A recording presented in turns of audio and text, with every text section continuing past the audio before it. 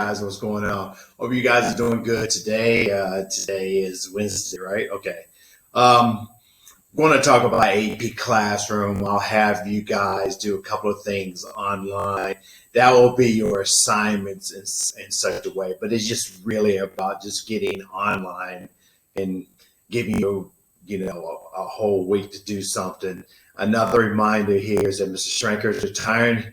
His last day of work is next Tuesday. So if you guys want to send him an email, thank you, a little blurb, a little message, probably would be appreciated like you did for Ms. Brandon. We're going to get started right now. Okay, so first thing I want you to just ease your fears or things, because I know it's hard for you guys just to pick up and get back into work. And especially, I'm really concerned about your state classes, that you're keeping up with them.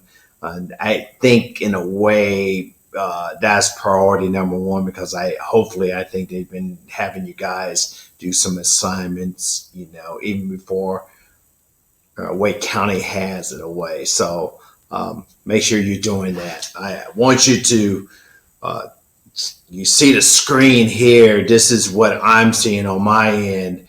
It's go into AP class. Remember, we signed up for that during the first semester. And I put a couple of things on there that I want you to do next Wednesday by midnight. And it really is just about doing these assignments. And I'm a little bit concerned about you guys signing on and, remember your passwords, putting your passwords on there and see if you can get to the assignment. So I would prefer that you guys wait till Wednesday to check and see if you can get on and start on these assignments. And you'll see here what it is. Now, the thing is, you just registered when you was in first semester, so it switched around. There's no use of signing up for a second semester right now in AP class. So just remember, first semester, third period, the students that you were, that's really my fourth period this semester. So I'm not going to click on this because it has your names on there, but you should be able to figure it out. And what it is just two free response assignments that really goes along what I did in yesterday's video, part one. And I was just show you what you would do right here. So it's just, you see that you would have a reading and you would have two parts on this one, and you would just respond to it. And then you would just, check your grade and, turn in and you're done. I'll just look at your progress there. Well, some of you probably, mess around with it a little bit and just, to see your answer and, then, not take it serious. Yeah, I can't help that. So, and it's just two parts right here. And, that's what you would do. So, and then just on unit 2, same thing, very minor thing here that I want you to do, and just two parts that you responded to, you describe. You can check your answers here. That's all, and you have the whole week, to get online, see if you have any problems. You might have to contact me. I'm surprised I can't get online and check the password. We'll try to get some things down here.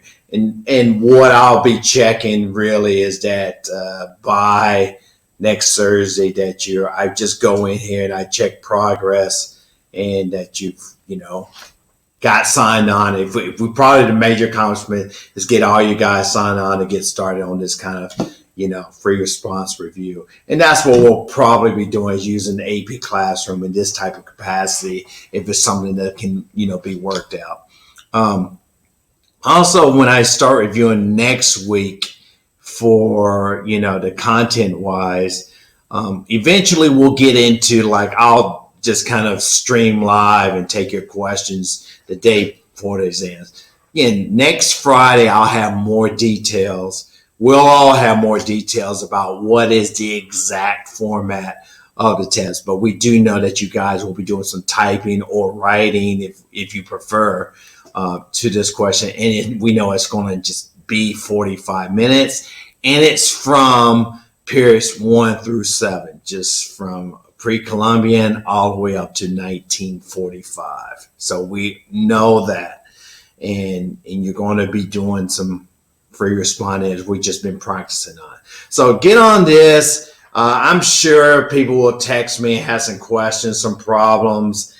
Hopefully I set it up right. So help me out a little bit. Maybe just kind of get started on one, and and just see if it's something that's I can we can kind of utilize here to kind of practice for our online exam on May sometime. All right.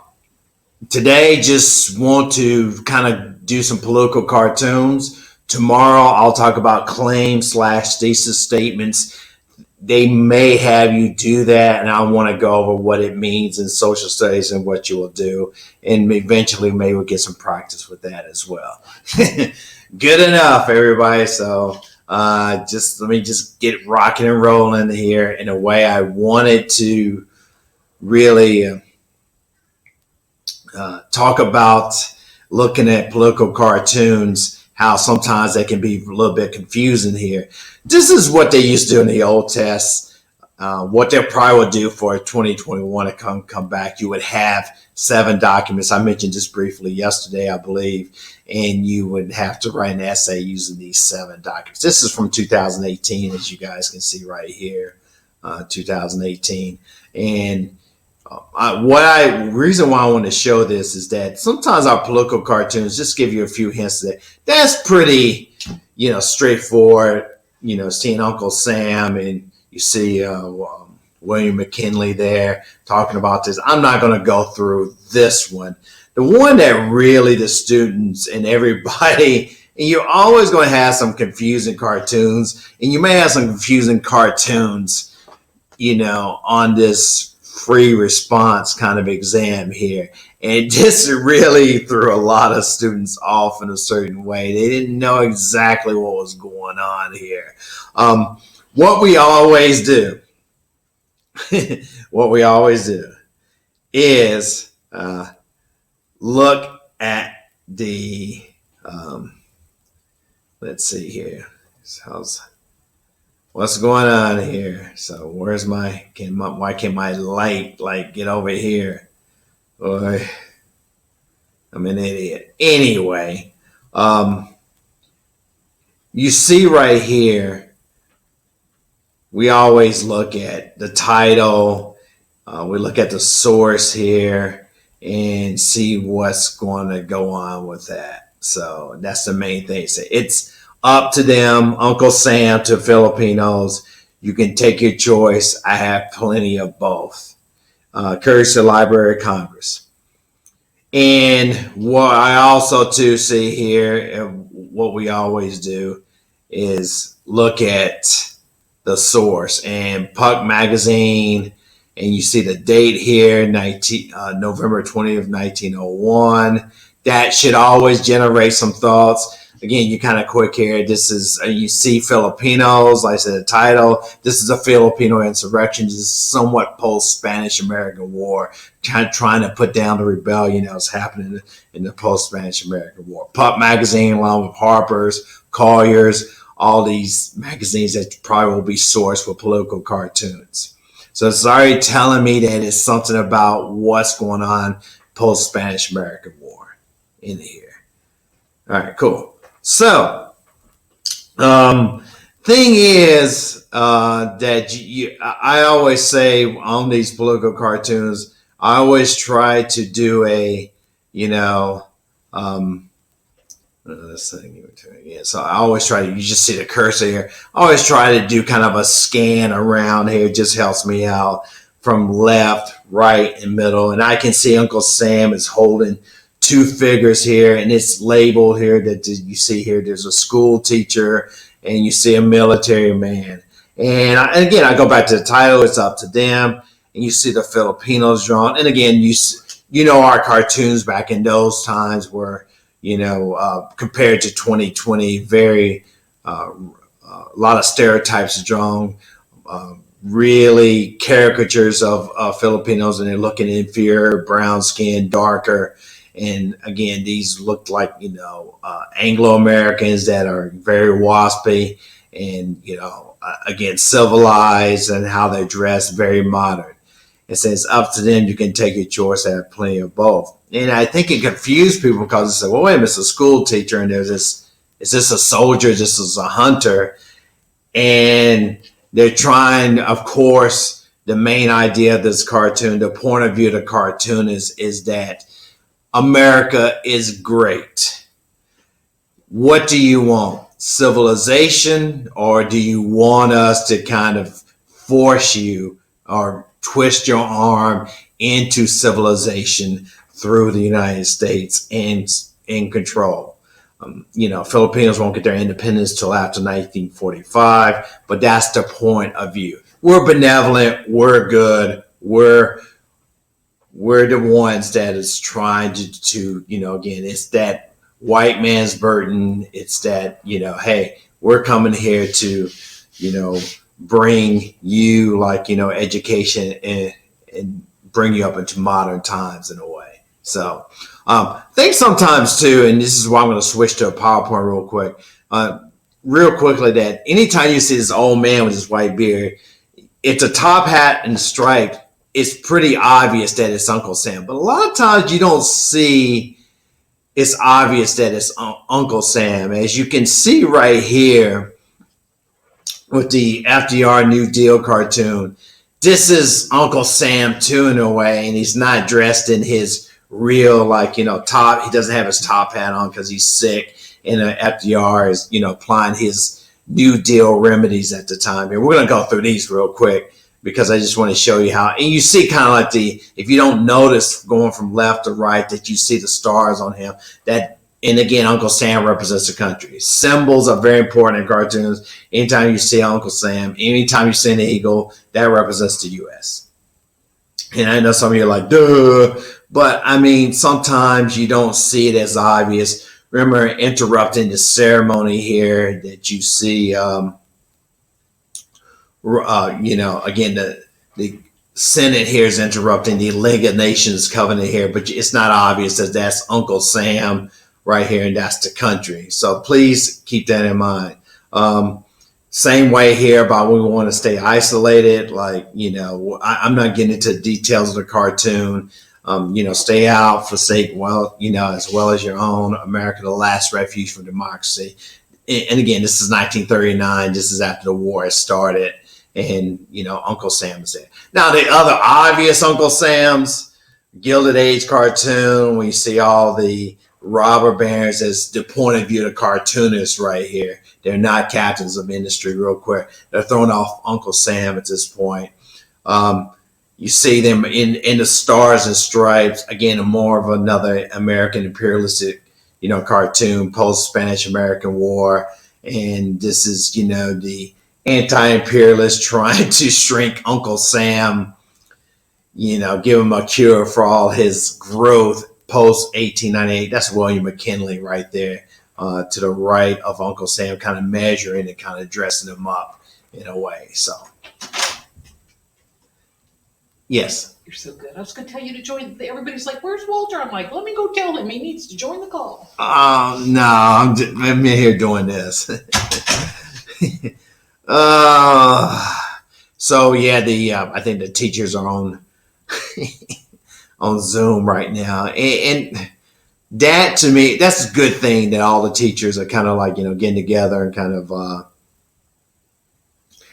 conference calling, kind of like meeting. But that Zoom, when you get a lot of people on a conference meeting, it can get a little cacophonious, kind of numbing and like noise and everything. I like to kind of keep down. I like to do if I do a Google Hangout or something like that, I don't want a lot of people. If anything, I want an open chat. I don't want a lot of people visually chiming in one place. That's the only thing that I bring. Plus, I'm busy trying to, be as productive as possible and talk. You guys are the important thing right now. You guys are what I'm trying to get over the finish line during these kind of challenging times. So that's Miss Steinem. Sorry for the interruption there. So she did not mean any harm at all. Uncle Sam there, you can see with the top hat. And this is the immigration. This is the these Emergency Quota Act of 1921 and the kind of Immigration Act of 1924.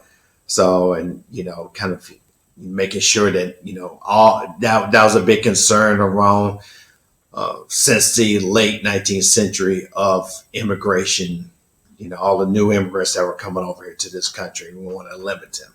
Okay.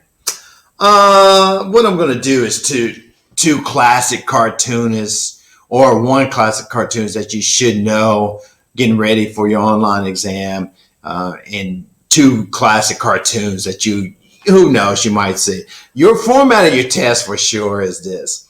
You're going to be asking your classmates or somebody who took the online test what was on it. Not necessarily that you're just trying to, cheat or anything, but it will not be the exact same questions, exact same prompts, exact same stimulus. They're going to have multiple versions on there, so you don't know.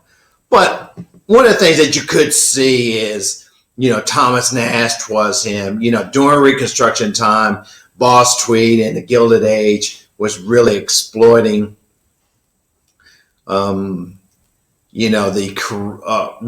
the amount of money that could be gained from local governments and state governments in lining his pockets through this kind of grafting of the public money. And Thomas Nast always drew him and his cronies, and this is where we get this cronies and his friends who are trying to all in the same type of corrupt kind of system of this big political machine. Who stole the people's money? Do tell it was him. Everybody's passing the buck, as they say, or the blame on here. So you would not be surprising if they do a classic Thomas Nast, Boss Tweed cartoon on here. And they'll have you the dates. They'll have it clear, the titles, what you always center down on first here. So next thing is the looking backwards that we did in class from the new immigrants, looking at the kind of the old immigrants, but they were new at one time. From Puck magazine here, I told you, January 11, 1893. So they would be like, the irony that just pervaded the point of view of the cartoon is more sympathetic to the new immigrants that are arriving in the late 19th century at this time here. That given that they want just the same opportunity to make, gains, have some good social mobility to move from, one level to another level as far as, economic classes is. So, and you see like everything that he's taken on his back. There's a lot of details here that, if you have 45 minutes, again, that, hopefully maybe it's some cartoon that's familiar with you. There's plenty of those kind of examples online that you'll see, and stuff that I'll put up on the Moodle here that, I just wanted to show you the Moodle here that how do I know the grade of my APUSH test? And that's usually the traditional test. There's some good tips. President's Ultimate Guide. I say there's a couple of parts that are missing because Mr. Price and his Vimeo accounts here probably not updated. So there's one or two parts. That's a pretty good thing too. And I think for the most part, because this is what I want you to really do is get into that AP classroom and take a look at that and see if you can get on, even if you're not completing the assignment today, for sure. Okay, all right. To make sure that that you're on, and that maybe my assignments, that you understand what's going on with your classes, and that you see here what you guys would have joined on as far as your class here. And then if I go to AP Classroom, we should get back to the same point. So do that for me, please. Text or email me any type of problems that you will be you'll foresee just about signing on, remember your password, or going on. Make sure you Google just AP Classroom. Ask your classmates to you have a week here. See if you understand fully what I would like for you to do. I really would appreciate it. You guys take care. You guys are the best. You know, keep your brains a little in tune into your work. I think you guys will do that more than the 9th and 10th graders just because you have your college classes. So please do that. I'm about ready to do a video to 12th graders a little bit, not as somewhat as intense. So that's what I'm going to do. So hopefully you guys will enjoy it. This was not as long as yesterday as far as concerned. So, and go ahead and archive these videos and, and return to them as we get closer to the exam. See you guys. You guys have a good day.